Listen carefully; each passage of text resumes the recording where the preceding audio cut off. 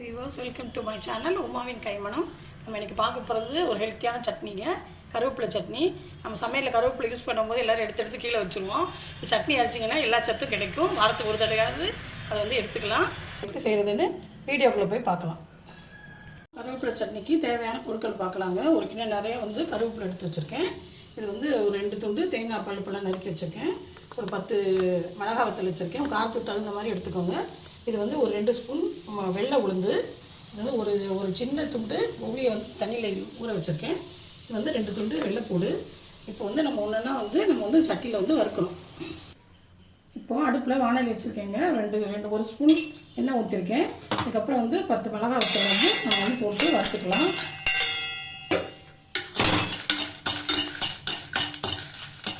ஒரு ஸ்பூன் எண்ணெய் ஊற்றி நம்ம உளுந்தை வறுத்து எடுத்துக்கலாம்.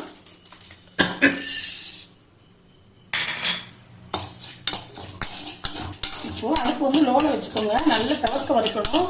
அது நல்லா உளுந்து கலர் மாறி போச்சு. இந்த அளவுக்கு சவக்க வறுத்து எடுத்துக்கிட்டு அடுத்தது கருவேப்பிலையை போடலாம். இப்போ கருவேப்பிலையை போட்டேங்க. அடுப்பு லோலையே வச்சுக்கோங்க. நல்லா கொஞ்சம் நேரம் நல்லா பொறுமையாக வர்ற அளவுக்கு கொஞ்சம் கருவேப்பிலையை நல்லா வறுத்துக்கலாம்.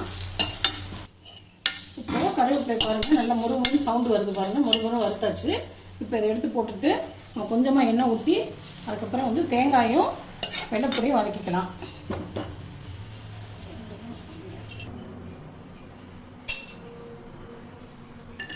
தேங்காய் போடுறேன். கூட 2 பல்லு வெள்ளைப்பூடி வச்சுருந்தேன்ல அதையும் போடுறேன். அடுப்பு நல்லா லோ பண்ணிவிட்டு எல்லாத்தையுமே லோலையே வச்சு வறுத்துங்க. கொஞ்சம் நல்லா கலர் மாதிரி வதக்கிட்டோம். நல்லா வதங்கிடுச்சுங்கன்னா தேங்காய் வெள்ளைப்பூடும். இப்போ நல்லா ஆற வச்சு உப்பு போட்டுட்டு அதுக்கப்புறம் அரைச்சிக்கலாம். இப்போது மிக்ஸி ஜாருக்கு எல்லாத்தையும் மாற்றிக்கலாங்க. நல்லா ஆறி போச்சு.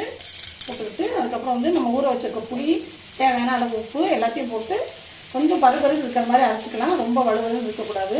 சட்னி டேஸ்ட்டு மாறிடும். அதனால் கொஞ்சமாக நம்ம இந்த பருபரு இருக்கிற மாதிரி அரைச்சி எடுத்துக்கலாம்.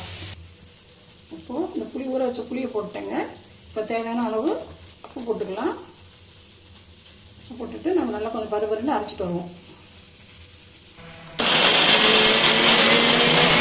அடுப்பில் வானல் வச்சுருக்கேங்க. எண்ணெய் ஊற்றிருக்கேன். 2 ஸ்பூனு கடலை பருப்பு போட்டுக்கலாம். அது வெடிச்சோடனே ஒரு கருவேப்பிலை போட்டு இந்த தாளிப்பு நம்ம சட்னியில் ஊற்றிட்டோம்னா நம்ம சட்னி முடிஞ்சு போயிடும். அவ்வளோதான், ரெடி ஆகிடும். வெடிக்கட்டும்.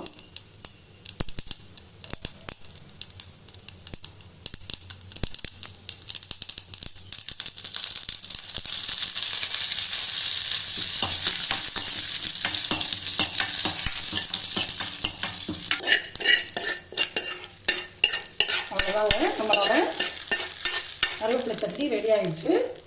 இதில் ஒரு தடவை ட்ரை பண்ணி பாருங்கள். பிடிச்சிருந்ததுன்னா லைக் பண்ணுங்கள், ஷேர் பண்ணுங்கள். தேங்க்யூ.